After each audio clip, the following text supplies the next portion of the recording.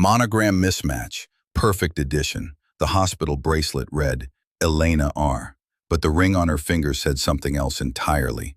Michael Stone stared at the engraving inside the gold band as sunlight filtered through the recovery room blinds on June 21st. M.S. Forever was etched in careful script, the letters catching the light like a whisper of doubt. His head still ached from the accident 3 days ago. The doctor said his memory would return gradually, but some things felt wrong even without remembering why. Michael had always been particular about initials and hidden meanings, a habit from childhood when he'd create coded messages in his homework margins. The woman beside his bed had kind eyes and steady hands. She spoke his name like she knew him well. Yet the ring didn't match her hospital identification. Elena noticed his confusion and gently took the ring from his palm. She turned it slowly, examining the monogram with the same puzzled expression he wore. "The jeweler said there might be paperwork about this," she said quietly. "Maybe we should visit your family's shop." Stone Jewelers occupied the same corner building it had for 3 generations. The brass nameplate by the door read, Stone, S-T-O-N-E, in block letters. Michael's mother had called ahead, and Ben Cho, the master craftsman, was waiting with a manila folder thick with receipts. Ben spread the papers across the workshop counter like pieces of a puzzle. His weathered hands moved with practiced precision, the same careful touch he used when setting precious stones. "Here's what you're looking for," he said, pointing to a stamped receipt dated June 15th. The receipt bore Michael's signature and a red stamp reading, "Re-engrave." In the margins, someone had written, "Customer request, original MS to MS." The date was exactly 3 days before the accident. Michael felt Elena's hand tighten on his arm. The mini twist hit him like a cold draft through the workshop door. He had requested the re-engraving himself. But why would someone change an engraving to exactly the same letters? Ben folded the receipt carefully and handed it to Elena. The scent of metal polish and old leather filled the quiet space. Something important was hidden in those 2 simple initials, but the memory remained locked away like the most precious stones in the shop's vault. The wedding photos lived on a USB drive in Elena's apartment, but something was wrong with the digital timestamps. She connected the drive to her laptop while Michael watched from the couch, still moving carefully from his injuries. The first set of images showed a beautiful ceremony at Riverside Gardens, the premier venue where Elena worked as an event coordinator. The timestamp read 2:30 p.m., June 18th. But when Elena scrolled to the reception photos, the metadata showed the same date, same location, but a different time. 11:45 a.m. "That's impossible," Elena murmured, zooming in on the details. "No wedding has a reception before the ceremony." Michael leaned closer to the screen. The ceremony photos were crisp and well composed, showing elegant floral arrangements and guests in formal attire. But in every single image, the bride's face was turned away, or partially obscured by her veil, flowers, or shadows. Elena opened her event planning software and pulled up the venue booking records. Riverside Gardens had been reserved for 2 separate events that day. The morning slot was listed under Artisan Media Productions, privacy agreement required, with detailed NDA clauses. The afternoon slot showed Stone Ruiz wedding reception. She clicked deeper into the venue's digital files and found the security console logs. A single entry caught her attention. Security console, June 18th, 1427. Privacy mask equals on. Client ID, SR Wedding. Rule ID, PM04. Operator, D. Shu. The privacy masking had been activated just 3 minutes before the afternoon ceremony began, a premium service Riverside offered for high-profile events. But the morning session showed clear security footage of a film crew with professional lighting equipment. In the booking notes, someone had penciled M. Ruiz, external PR, next to the Artisan Media contact information. The mini twist came when Elena realized the timeline reversal. The morning was meant to look like a reception, the afternoon like a ceremony, but the metadata revealed the deception. Someone had orchestrated two separate events with professional precision, but they couldn't completely hide the digital footprints. Michael touched the screen where a blurry figure in white should have been his bride. The red glow of the laptop screen painted Elena's concentrated expression as she worked through the digital evidence. "We need to find out who was behind that morning session," Elena said, saving the files to a separate folder. The chemical scent of fresh printer ink filled the room as she printed the clearest images. In the amber lamplight of her living room, the truth felt close but still out of reach. Elena's apartment building housed more than residents. The basement storage unit contained boxes of her event planning supplies, but tucked behind the folding chairs and table linens was something unexpected: a second set of wedding photos. The twins had always shared a secret storage space here, accessible only with a password they'd created in childhood. These images were different. They showed the same venue, same decorations, but a different woman in the white dress.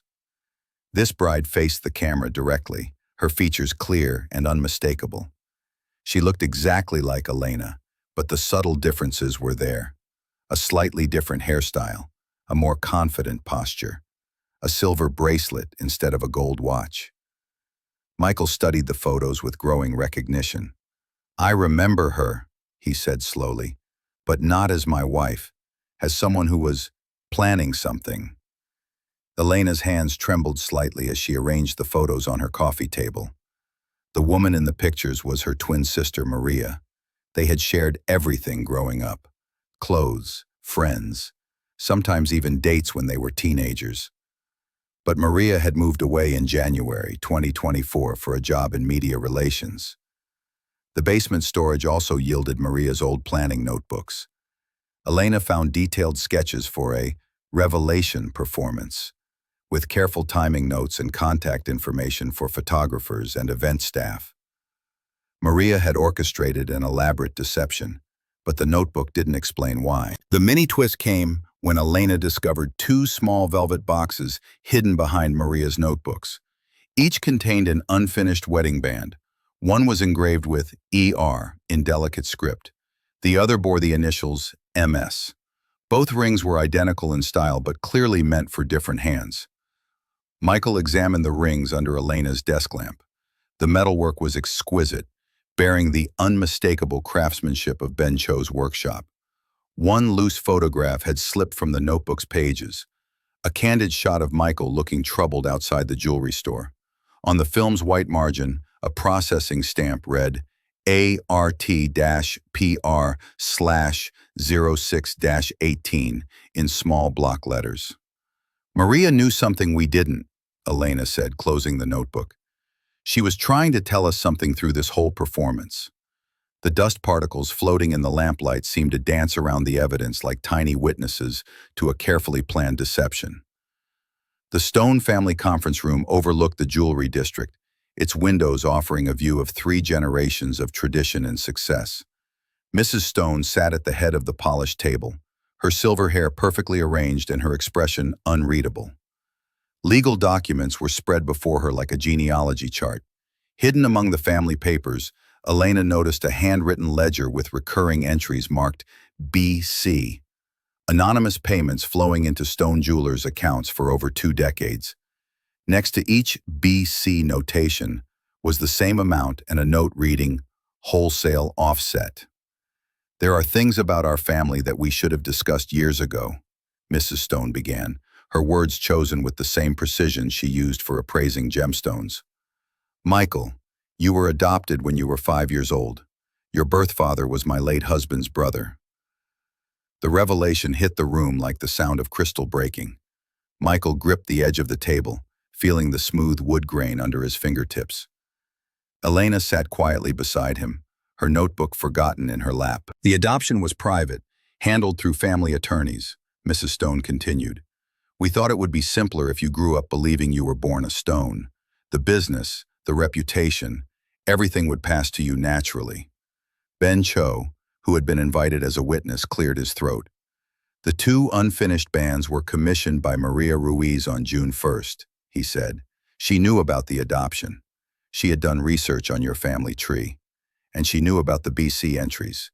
Your birth father has been secretly supporting the business all these years. The legal documents showed a complex web of relationships and business partnerships. Michael's birth father had been the silent partner who helped establish Stone Jewelers, but family disagreements had led to his estrangement years before Michael's birth. The mini-twist came when Mrs. Stone revealed the true meaning behind the MS engraving. Maria discovered that you had requested the re-engraving, not to change the letters, but to change their meaning. Originally, MS stood for Michael Stone. You wanted to change it to Michael's Secret. Elena looked up from her notebook. He was planning to end the engagement, she said quietly. The ring was going to be his confession, not a wedding band. The afternoon light through the conference room windows cast long shadows across the family documents. Michael felt the weight of 3 generations settling on his shoulders, but also something lighter, the possibility of choosing his own path. The workshop at Stone Jewelers was quiet after hours, lit only by Ben's adjustable lamps and the warm glow of the metal polishing station. Michael and Elena had returned to examine the evidence one final time, hoping to understand Maria's elaborate plan.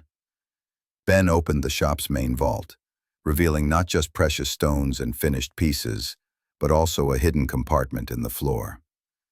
Inside lay a third velvet box containing a ring that changed everything.